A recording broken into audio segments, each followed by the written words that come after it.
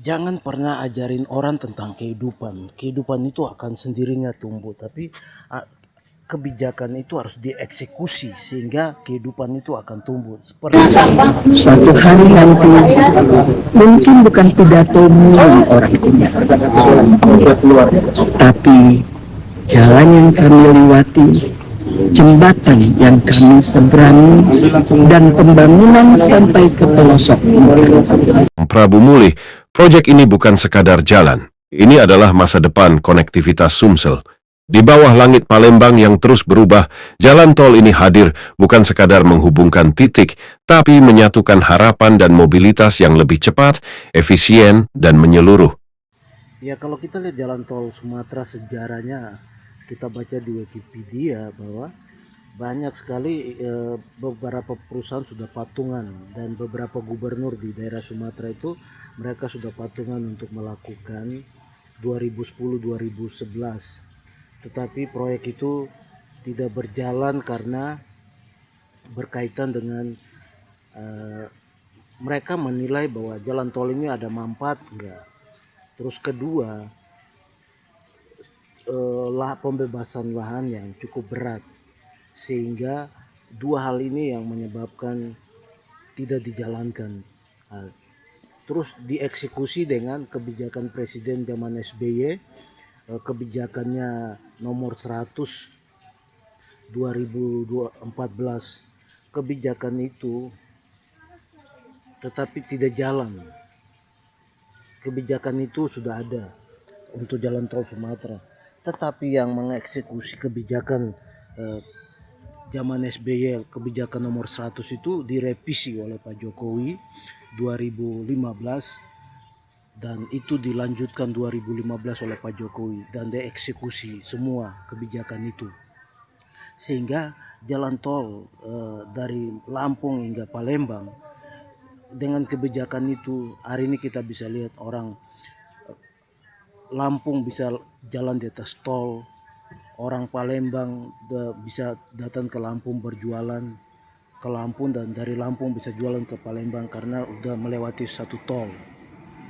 Dan tol ini kan rencananya dibangun sampai dengan Bandar Lampung, dan beberapa provinsi kan sudah terkonek, tinggal untuk menyambungkan aja. Tapi itu dimulai sejak Presiden Jokowi, dan itu kita harus akui itu. Dan ini sebuah mimpi yang menjadi sebuah kenyataan. Di satu sisi kita melihat, kita selalu mungkin ikut seminar kepemimpinan di tingkat nasional, atau di tingkat gubernur, di tingkat bupati, atau di tingkat orang-orang berbisnis. Kepemimpinan apa sih arti kepemimpinan? Itu yang saya selalu berpikir. Akhirnya saya melihat, wah, kepemimpinan Pak Jokowi ini kepemimpinan yang nyata benar ada di Indonesia. Kita nggak usah bolak-balik belajar teori kepemimpinan yang oke lah untuk nalar kita, pemahaman kita lebih jauh dengan manajemen yang bagus, oke. Tetapi secara nyata hari ini dalam 10 tahun kita bisa lihat kepemimpinan Pak Jokowi itu kepemimpinan yang eksekutor, dan kepemimpinan yang langsung nyata. Dia tidak muter-muter. Kebijakan ini mau bikin jalan tol, langsung eksekusi jalan tol. Kebijakan pelabuhan, langsung dibikin pelabuhan jadi. Kebijakan bandara, langsung bandara jadi. Dan ini jalan tol yang menghubungkan Bandar Lampung dengan Palembang. Dan ini kita bisa melihat, karena jalan tol itu sebuah urat nadi, bukan mempertemukan satu kota dengan kota yang lain sehingga kendaraan bisa lewati, tapi jalan tol itu merupakan harapan, urat nadi cara berpikir orang nanti lewatin situ, dan ekonomi lambat atau cepat akan bertumbuh di wilayah-wilayah itu, dan ekonomi akan bergerak. Jadi jangan pernah kita bermimpi untuk mengajarin orang. Kata Iwan Fals itu, jangan ajarin orang tentang moral.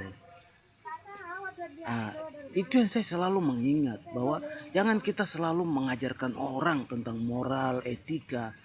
Biarkan kita bangun hal-hal yang seperti ini. Pak Jokowi bangun jalan tol di daerah Sumatera ini. Akhirnya kita lihat sekarang ekonomi sudah bergerak, banyak harapan, memberi satu dampak masa depan, dan banyak orang-orang di Lampung, di Palembang sudah memikirkan bagaimana dia harus bangun bisnis dia yang baru.